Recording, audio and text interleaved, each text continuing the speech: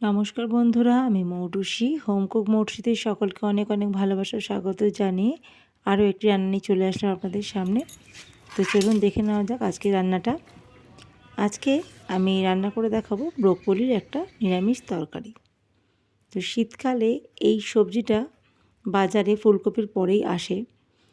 ফুলকপির মতোই দেখতে, কিন্তু ফুলকপির থেকে অনেক বেশি পুষ্টিগুণ। ফুলকপি খেলে সাধারণত আমাদের গ্যাস অম্বলে একটু সমস্যা হয় কম বেশি সবারই। যতই আমরা ভাপ দিয়ে ফেলে দিই, ফুলকপি খেলে কিন্তু কম বেশি অনেকেরই বেশিরভাগ গ্যাস অম্বলের সমস্যা শোনা যায়। কিন্তু এই যে কপিটা, অনেকে বলে সবুজ কপি, আর এটার আসল নাম ব্রোকলি। অনেকেই চেনেন এই কপিটাকে। এই ব্রোকলি সবজিটা, এটা খেলে কিন্তু কোনো গ্যাস অম্বলের সমস্যা হয় না। আর তাছাড়াও এটার মধ্যে যথেষ্ট বেশি পুষ্টিগুণ আছে। শীতের সবজিগুলোর মধ্যে এটি একটি সেরা সবজি বলা যায়। অত্যন্ত পুষ্টিগুণ সম্পন্ন একটি সবজি ব্রোকলি। এটা বাচ্চা থেকে বুড়ো প্রত্যেকের জন্য খুবই দরকার। তো ভাবলাম আজকে রেসিপিটা এখন রান্না করব, আপনাদের সাথে শেয়ার করি রেসিপিটা। খুব সহজ পদ্ধতিতে একদম নিরামিষ একটা ঝোল বানাবো।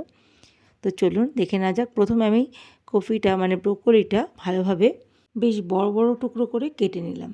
তারপরে একটা ডেচকি নিয়েছি, ডেচকির মধ্যে জল নিয়েছি পরিমাণ মতন, আর জলের মধ্যে দিয়ে দিলাম 1 চা চামচ মতো লবণ। লবণটা দিয়ে ভালোভাবে হাতের সাহায্যে মিশিয়ে নিচ্ছি। আর তারপর এর মধ্যে ব্রোকলির টুকরোগুলো দিয়ে দিলাম। এবার এই নুন জলের মধ্যে ব্রোকলিগুলো দেওয়ার পর আমি জলটাকে ব্রোকলির সমেত ভালোভাবে একটু ফুটিয়ে নেব, মানে ভাপিয়ে নেব। বেশি সেদ্ধ করা যাবে না, কারণ ব্রোকলি সেদ্ধ হতে একেবারেই বেশি সময় লাগে না, খুব চটজলদি সেদ্ধ হয়ে যায় এটা। সেই জন্য একটু ভাপিয়ে নেব। গ্যাসটা অন করে দিয়েছি। এবার ঢেকে কিছুক্ষণ ভাপিয়ে নেব আমি। জলটা যে একটু ফুটে উঠবে তখনই গ্যাসটাকে আমি অফ করে দেব। এখানে ব্রোকলিগুলো ভাপানো হয়ে গেছে। এবার আমি জল থেকে ছেঁকে ছেঁকে তুলে নেব। ব্রোকলির ফুলের অংশটা খুব তাড়াতাড়ি সেদ্ধ হয়ে যায় বা গলে যায়, ভীষণ সফট। সেই জন্য বেশি ফোটালে হবে না।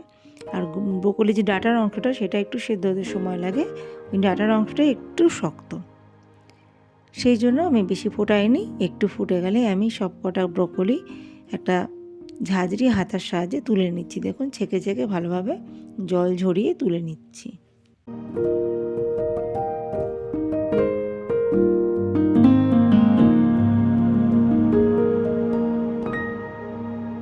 এখানে সব ব্রোকলিগুলো ভাপিয়ে তুলে নিয়েছি। আর এখানে একটা বড় প্লেটের মধ্যে কিছু সবজি কেটে নিয়েছি আমি। এখানে একটা ছোট প্লেটের মধ্যে 4টে কাঁচা লঙ্কা নিয়েছি, আর 1 ইঞ্চি মতো আদা আমি টুকরো করে কেটে নিয়েছি।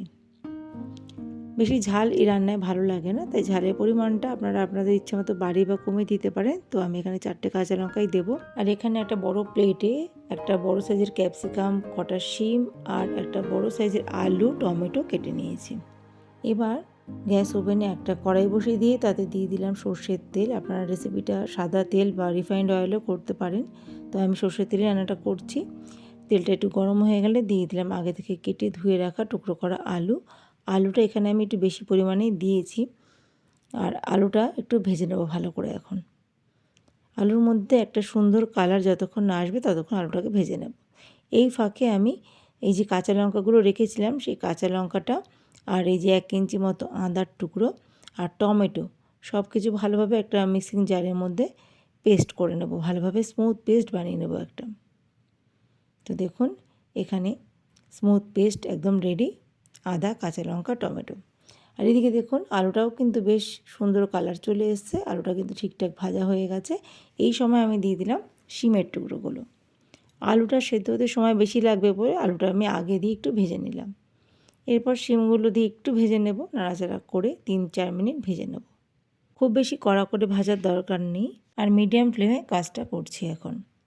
এই পর্যায়ে দিয়ে দিলাম আমি নুন বা স্বাদ মতো লবণ আমি দিয়ে দিলাম। লবণটা দিয়ে ভালোভাবে আর একটু মিশিয়ে নেব। তারপরে গ্যাসের ফ্লেমটা একদম লোতে করে ঢাকা দিয়ে রান্নাটা হতে দেব 2 মিনিটের জন্য। 2 মিনিটের জন্য ঢাকা দিয়ে দিলাম। তো 2 মিনিট হয়ে গেছে। তো দেখুন শিম আর আলুটা অনেকটা সফট হয়ে গেছে। শিম আর আলুটাকে আমি এবার তুলে নেব।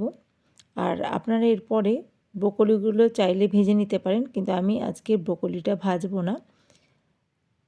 এই যে দেখুন শিম আর আলুটা এইভাবে ভেজে নিয়েছি, খুব বেশি কড়া করে কিন্তু ভাজিনি। এবার আবারও 1 চামচ সর্ষের তেল দিয়ে দিলাম। এবার তেলের মধ্যে দিয়ে দেবো একটা ফোড়ন। ফোড়নে দেবো আমি গোটা জিরে আর 2টো এলাচ ভেঙে দিয়েছি, একটা দারচিনি, একটা লবঙ্গের টুকরো আর একটা শুকনো লঙ্কা দিয়েছি। ফোড়নটা সুন্দর করে ভেজে নেব। 10 থেকে 12 সেকেন্ড ফোড়নটাকে একটু ভেজে নেব। মিষ্টি একটা গন্ধ বেরোলে এর মধ্যে আমি দিয়ে দেবো আগে থেকে পেস্ট করে রাখা সেই মশলাটা। আদা, কাঁচা লঙ্কা আর টমেটোর যে পেস্টটা বানিয়ে রেখেছিলাম সেটা আমি দিয়ে দিলাম। এখন আমি মিডিয়াম ফ্লেমে মশলাটা খুব ভালোভাবে কষিয়ে নেব। তো সব কিছু ভালোভাবে মিশিয়ে নিচ্ছি। আর এই পর্যায়ে আমি দিয়ে দেব হলুদ গুঁড়ো পরিমাণ মতন, আর দিয়ে দেবো 1 চা চামচ জিরে গুঁড়ো, 1 চা চামচ ধনে গুঁড়ো দেব, আর দিয়ে দেব অল্প করে লবণ। যেহেতু আলু আর শিমটা ভাজার সময় সামান্য লবণ দিয়েছিলাম, আর ব্রোকলিটা সেদ্ধ করার সময় লবণ দিয়ে সেদ্ধ করেছি, সেই জন্য এই সময় লবণটা একটু বুঝে শুনে দিতে হবে। তো নুনটা দিয়ে ভালো করে আবারও কষিয়ে নিচ্ছি। মিডিয়াম ফ্লেমে কিন্তু কষাতে হবে, হাই ফ্লেম করা যাবে না। লো টু মিডিয়াম ফ্লেমে কষাচ্ছি আমি। তারপরে এখন আমি দিয়ে দিলাম কাশ্মীরি লঙ্কার গুঁড়ো। এটা কিন্তু অপশনাল, চাইলে নাও দিতে পারেন। এটা দিলাম একটা সুন্দর রঙ আসবে সেই জন্য। আর আমি এখানে লাল ঝাল লঙ্কার গুঁড়ো ব্যবহার করিনি, শুধু কাশ্মীরি লঙ্কার গুঁড়ো দিলাম খুব সামান্য। আর এবারে মিক্সিং জার ধুয়ে যে মশলাটা লেগেছিল মিক্সিং জারের মধ্যে, সেই জলটা দিয়ে দিলাম। আর দিয়ে দিলাম মটরশুঁটি। মটরশুঁটিটা দিয়ে এই মশলার সাথে নাড়াচাড়া করে ভালোভাবে মিশিয়ে নিচ্ছি। আর মশলাটা এখন আবারও ভালো করে কষিয়ে নেব। এই সময় আমি একটু ঢেকে কিছুক্ষণ রান্নাটা হতে দেব। ঢেকে 1.5 থেকে 2 মিনিট আমি লো ফ্লেমে মশলাটা কষিয়ে নিয়েছি। তো দেখুন মশলা থেকে কিন্তু তেল ছেড়ে দিয়েছে, মশলাটা সুন্দর করে কষানো হয়ে গেছে। মশলাটা যত সুন্দর করে কষানো হবে এই রান্নার স্বাদ কিন্তু তত ভালো হবে। এই সময় দিয়ে দিলাম আমি ভাপিয়ে রাখা ব্রোকলি। আমি কিন্তু ব্রোকলিটা ভাজিনি, আপনারা দেখতেই পেলেন। আপনারা ইচ্ছে করলে ব্রোকলিটা আলাদা করে ভেজে নিতে পারেন। আমার মনে হলো ব্রোকলিটা ভাজলে ব্রোকলির যে গুণাগুণটা কিছুটা হলেও কমে যাবে, সেই জন্য আমি ভাজিনি আলাদা করে। আর কিছুটা ক্যাপসিকাম দিয়ে দিলাম আমি, একটা ছোটো সাইজের ক্যাপসিকাম টুকরো করে কেটে রেখেছিলাম সেটাও দিয়ে দিলাম। ক্যাপসিকামটা ব্রোকলির সাথে আমি কষিয়ে নিচ্ছি।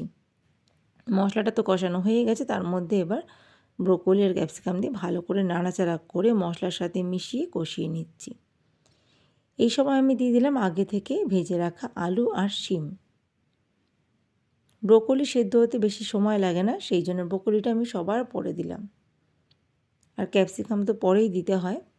আর আলু আর শিমটা ভাজতে ভাজতেই 50% সেদ্ধ হয়ে গেছিলো। এবার ব্রোকলির সাথে আরও কিছুক্ষণ রান্না করব, বাকিটাও সেদ্ধ হয়ে যাবে। তো দেখুন সব কিছু ভালোভাবে মিশিয়ে নিয়েছি। এবার আবারও ঢাকা দিয়ে 3 থেকে 4 মিনিট লো ফ্লেমে রান্নাটা হতে দেব। 3-4 মিনিট পর আমি ঢাকাটা খুলে নিয়েছি। তো এখানে দেখুন সবজিটা অনেকটা মজে গেছে, বেশ সফট দেখাচ্ছে। দেখেই বুঝতে পারছেন সবজিগুলো কিন্তু বেশ সফট হয়ে গেছে।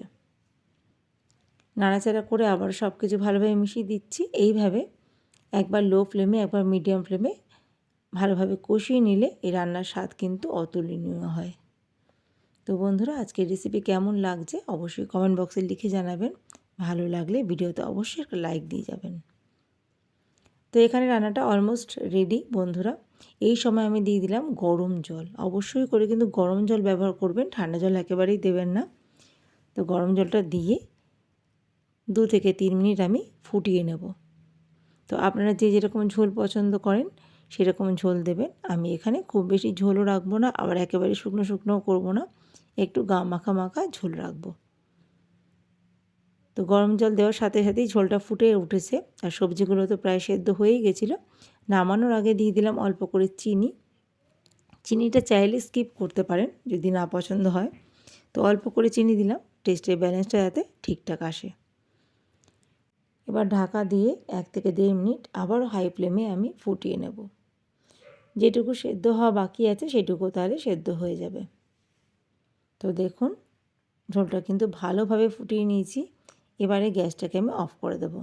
এখানে সব কিছুই ভালোভাবে সেদ্ধ হয়ে গেছে, আলু, শিম, ব্রোকলি সবার শেষে দিয়ে দিলাম 1 মুঠো ধনেপাতা কুচি।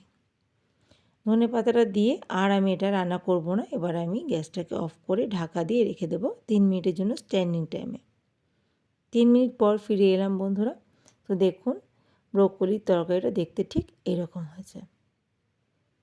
একটা প্লেটে আমি সার্ভ করে দিচ্ছি। গরম গরম ভাত অথবা গরম গরম রুটির সাথে এই ব্রোকলির রেসিপিটা কিন্তু অসাধারণ লাগছিল বন্ধুরা। আপনারা প্লিজ এভাবে ট্রাই করবেন। শীতের শেষে ব্রোকলি এখন বাজারে প্রচুর উঠেছে। তো এই পুষ্টিকর একটি সবজি অবশ্যই ট্রাই করে আমাকে জানাবেন কেমন হয়েছিল রেসিপিটা। আর আমি যেভাবে রান্না করলাম সেই রেসিপিটা কেমন লাগলো সেটাও আমাকে লিখে জানাতে ভুলবেন না। ভিডিওতে অবশ্যই একটা লাইক দিয়ে যাবেন। চ্যানেলে নতুন বন্ধু হয়ে থাকলে চ্যানেলটাকে সাবস্ক্রাইব করে রাখার অনুরোধ রইল।